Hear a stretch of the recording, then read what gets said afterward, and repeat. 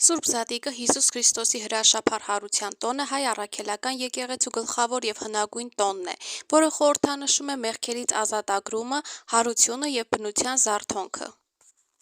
Զատիկ կամ Հիսուս Քրիստոսի հրաշափառ հարության տոն նշանակում է անցում, զատում։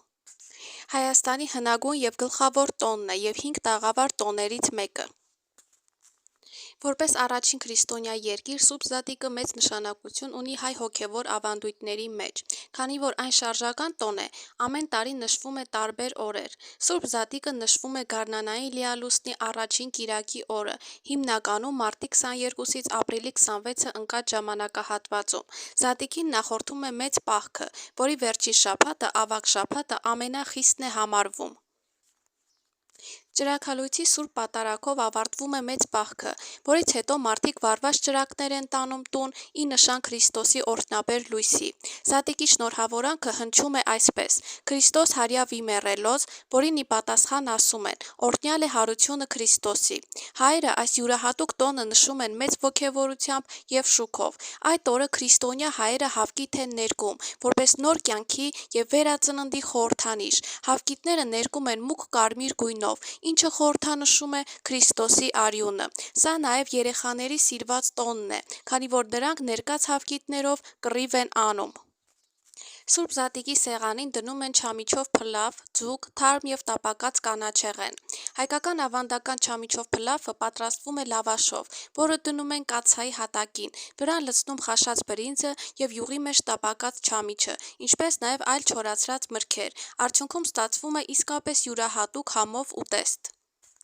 Շատ յուրահատուկ խորհրդանիշ ունի չամիչով փլավը։ Բրինձը խորհրդանշում է հայ ժողովուրդը, իսկ չամիչը այն առաքյալներն են, որոնք տարածել են քրիստոնեությունը։